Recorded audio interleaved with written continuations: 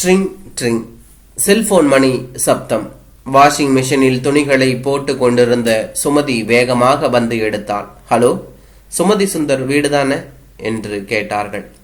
அட யாருடா இது தமிழ்ல பேசுறது? சுமதிக்கு ஒரே மகிழ்ச்சி. யா, எக்ஸாக்ட்லி. நீங்க யார் பேசுறது? மேடம், நான் இந்தியாவிலிருந்து வந்திருக்கேன். உங்க பிரதர் சிவராம்னு மெட்ராஸ்ல பேங்க்ல இருக்காரு. அவர் கொஞ்சம் சாமான் கொடுத்து இருக்கார். நாங்க இப்போ எங்க டாக்டர் ரேவதி பாஸ்கர்னு இங்க இருக்கா, உங்களுக்கும் தெரிஞ்சிருக்கோம். அவ டெலிவரிக்காக வந்திருக்கோம். அவ எல்லோரும் ஆஃபீஸ் போயிருக்காங்க. Okay, very glad. நானும் ரேவதி பாஸ்கரை பார்த்து இருக்கேன். என்னோட பிரதர் தான் சிவா, சென்னையில் இருக்கான். சுமதி கூறி முடிக்கும் முன்பு, கட்டாயமா வந்து பிக்கப் பண்ணிக்கோங்க. நாங்க இன்னும் ஒரு வாரத்துல கலிபோர்னியா போகலான்னு இருக்கோம் என்று சொன்னார். ஷுவர், இந்த சனிக்கிழமை வந்து எடுத்துட்டு இருக்கிறோம். ஃபோன் பண்றோம். ரொம்ப தேங்க்ஸ் சார். சுமதி போனை வைத்தாள். ஒரே பரபரப்பு. அப்பாடி, 3 வருஷமா தம்பி சிவராமனோட ஒரு கான்டாக்டுமே இல்லை. பாவம், என்ன அனுப்பியிருக்கானோ, ஒரு தகவலும் இல்லை. மனம் சந்தோஷத்தால் துள்ளியது. ஆபீஸில் இருந்து சுந்தர் வந்து ஷூவை கூட கலற்றவில்லை. சுமதி ஒரே ஓட்டமாக ஓடி வந்து மூச்சுரைக்க கம்ப்யூட்டரை வாங்கி கொண்டார். என் தம்பி சிவா இந்தியாவிலிருந்து வந்தவா கிட்ட ஏதோ சாமான்கள் கொடுத்து அனுப்பி இருக்கானா.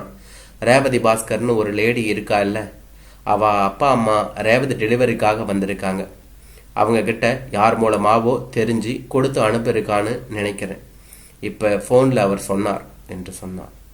இரு, உன் தம்பி சிவாவா சாமான் அனுப்பியிருக்கான்? என்ன விசேஷம்? 3 வருஷமா சௌக்கியமா இருக்கீங்களா என்னன்னு ஒரு இமெயிலோ லெட்டரோ ஒன்றும் கிடையாது.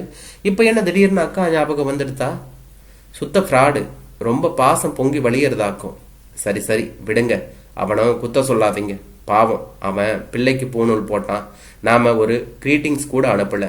நான் இருக்கிறது ஒரே சிஸ்டர் அவனுக்கு. அந்த வருத்தமா இருக்கும். சுமதியின் கண்களில் நீர் பொங்கியது. Stop it. நாம அமெரிக்காவில் இருந்து கொண்டு என்ன செய்ய முடியும்?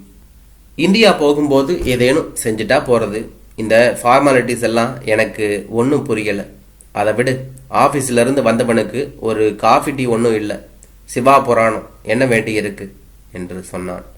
எரிச்சலுடன் கூறினான் Sundar. Very very sorry Sundar. ஏதோ ஊர் ஞாபகம் வந்ததுல மறந்தே போயிட்டேன். இதோ காஃபி கொண்டு வரேன். சுமதி கிச்சனுள் நுழைந்தாள். கையில் காஃபியுடன் வந்த சுமதி, என்னங்க, எனக்கு ஒரு யோசனை. பாவம், ரேவதியோட அப்பா அம்மா நமக்காக சாமான்களை இந்தியாவிலிருந்து கொண்டு வந்திருக்காங்க. இல்ல, நாம வெறுமனே போகாம ஏதாவது வாங்கிட்டு போகலாமா என்று சொன்னான். பைத்தியம், உன் தம்பி ஏதோ கொடுத்து இருக்கான். அதை சூட்கேஸ்ல வச்சு பிளைன்ல வந்திருக்காங்க. என்ன தலையிலையா தூக்கிட்டு வந்திருக்காங்க? எதையாவது குருட்டு யோசனை செய்யாம சும்மா கடை பட்டென்று கூறினான். பாவம் சிவா, என்ன எல்லாம் அனுப்பியிருக்கானோ. ஒவ்வொருத்தர் சாமான் கொடுத்தா ஏற்கனவே சூட்கேஸ் ஃபுல் இடமே இல்லைன்னு கண்டிச்சு சொல்லிடுவாங்க. இவங்க நல்ல மனது போல இருக்கு, எடுத்துக்கிட்டு வந்திருக்காங்க. நீங்க சொன்னாலும் சொல்லாட்டியும் நான் அவங்களுக்கு ஒரு புடவை, ஃபேன் ஷர்ட், பழங்கள் வாங்கிட்டு தான் போக போறேன் என்று சொன்னாள். நான்சென்ஸ். அந்த அம்மா எப்படி இருக்காங்களோ, என்ன மாதிரி புடவை உடுத்துறாங்களோ புரியாம நீ ஏதாவது செய்யாத. 1 டஜன் ஆப்பிள் வாங்கிட்டு போனா போதும் என்று சொன்னான். சரி, நான் பாத்துக்கிறேன், விடுங்க. அனாவசியமா கத்தாதீங்க. 3 வருஷமா டச் இல்லாத இருந்த என் தம்பி இப்ப என்னமோ மனசு வந்து ஏதோ அனுப்பியிருக்கானே, அதுவே எனக்கு போதும் என்று சொன்னாள். சனிக்கிழமை காலையில் ரேவதிக்கு போன் செய்துவிட்டு காரில் பிள்ளை விக்னேஷ், பெண் ஸ்ருதியுடன் புறப்பட்டார்கள்.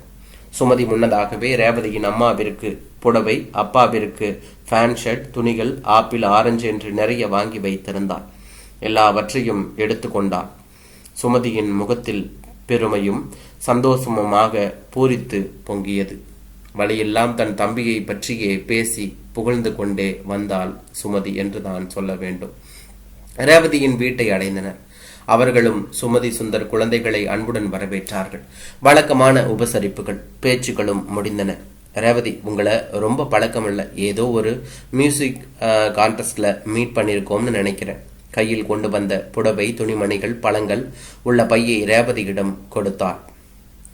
அட, என்ன இது சுமதி, என்னென்னவோ கொண்டு வந்து இருக்கீங்க. நாசுக்காக தேங்க்ஸ் சொல்லிவிட்டு பெற்றுக்கொண்டாள் ரேவதி என்றுதான் சொல்ல வேண்டும். தட்ஸ் ஓகே ரேவதி, சின்ன கிஃப்ட் தான், அம்மா அப்பாவுக்கு கொண்டு வந்தேன், சுமதி புன்சிரிப்புடன் கூறினாள் என்றுதான் சொல்ல வேண்டும். ரேவதியின் அப்பா ஒரு பெரிய பையை சுந்தரின் கையில் கொண்டு வந்து கொடுத்தார் என்றுதான் சொல்ல வேண்டும். தேங்க்ஸ் சார், சுந்தர் வாங்கி கொண்டான். யாரோ தெரிஞ்சவங்க மூலமா நாங்க யூஎஸ் வர்றது தெரிஞ்சு மிஸ்டர் சிவராம இதையெல்லாம் கொடுத்து அனுப்பினார், ரேவதியின் அப்பா கூறினார். இவனும் சிரித்து வைத்தான். ரொம்ப தேங்க்ஸ் சார், அப்ப நாங்க கிளம்புறோம், கட்டாயமா ஒரு நாள் எங்க வீட்டுக்கு வாங்க. சுந்தர் எல்லோரிடமும் விடை பெற்று கொண்டான் என்றுதான் சொல்ல வேண்டும். வீட்டிற்கு வந்ததும் வராததுமாக பார்சலை குழந்தைகளும் சுமதியும் பிரித்து பார்த்தார்கள். அட, இதோ பாருமா, சிவா அங்கிள் நல்ல டிஷர்ட் அனுப்பியிருக்கார். உடனே போட்டு கொண்டான் விக்னேஷ். ஐ ஃபேண்டாஸ்டிக், ஆனா கொஞ்சம் பெருசு, உள்ள வச்சு போட்டுக்கலாம். என்ன இருந்தாலும் நம்ம ஊர் துணி தான். ஏங்க பாத்தீங்களா, சுமதி மகிழ்ச்சியுடன் கோவினாள். சரி, இந்த மைசூர் பாக்கு என்ன இப்படி கரைகிறது? வாய் நிறைய மைசூர் பாக்கை திணித்து கொண்டான் சுந்தர். ஏ விக்னேஷ், ஷர்ட்டு தொலைன்னு பெருசா இருக்கே, எனக்கு தான் அனுப்பியிருக்கான் போல இருக்கு என்று பேசி கொண்டார்கள். இல்லை, இது விக்னேஷுக்கு தான், அவனை பார்த்து நாளாச்சு, அளவு தெரியாம அனுப்பியிருப்பான். ஏய், என்ன சுருதி, காலில் கொலுசு எடுத்து மாட்டிக்கிண்டு இங்க பாருங்க, கல் வச்சு என்னமா பளபளன்னு மின்னுது, ரொம்ப ஜோரா இருக்குல்ல. அட, நல்லியில வாங்கின பட்டு புடவைனா அனுப்பியிருக்கான், கலரும் தலைப்பும் பார்டரும் ரொம்ப அழகா இருக்கே. பாவம் சிவா, எத்தனை ஜாமான் ஆசையா அனுப்பி இருக்கான். என்ன இருந்தாலும் இந்திய சாமான் வசதி தான், எதுக்கும் இப்போ ஒரு கால் போட்டு தேங்க்ஸ் சொல்லிடலாம். இந்திய டைம் என்ன, எடுங்க போன பேசிடலாம், சிவாவுக்கும் சந்தோஷமாக இருக்கும் என்று சொன்னார். சுமதி வாயில் ஒரு மைசூர் பாக்கை கடித்து கொண்டே போனை எடுத்து நம்பரை டயல் செய்தார். சுந்தரும் பக்கத்தில் வந்து நின்றான். பேசு, மணி 10 தான் இருக்கும், தூங்கி இருக்க மாட்டான் என்று சொன்னார். ஹலோ சிவா, எப்படி இருக்க? நீ அனுப்பி வச்சது எல்லாம் வெரி வெரி ஃபைன். அதென்ன மைசூர் பாக்கு வாயில போட்டா தண்ணியா கரைகிறது, எல்லாம் இப்பவே காலி. ஷர்ட்டு ரொம்ப இரு யாரு? நான்சென்ஸ், நான் சாமான் அனுப்பினேனா? என்ன ஒரே பேத்தல், உங்க உறவே வேண்டான்னு 3 வருஷமா தலைமுழுகி வெறுத்து போயிருக்கமே. மைசூராவது பாக்காவது. அம்மா சுமதி, நான் எந்த சாமானும் அனுப்பல, மண்ணாங்கட்டியும் அனுப்பல, வெரி சாரி, போனை வை. பட்டென்று போன் வைக்கும் சப்தம். அடக்கன்றாவியே, இது என்ன கூத்து? சுமதி ஒன்றும் புரியாமல் விழிகள் பிதுங்க சோஃபாவில் உட்காரவும் போன் அலறிற்று. சுந்தர்தான் எடுத்தான். சார், நான் தான் ரேவதியின் ஹஸ்பண்ட் பேசுறேன்.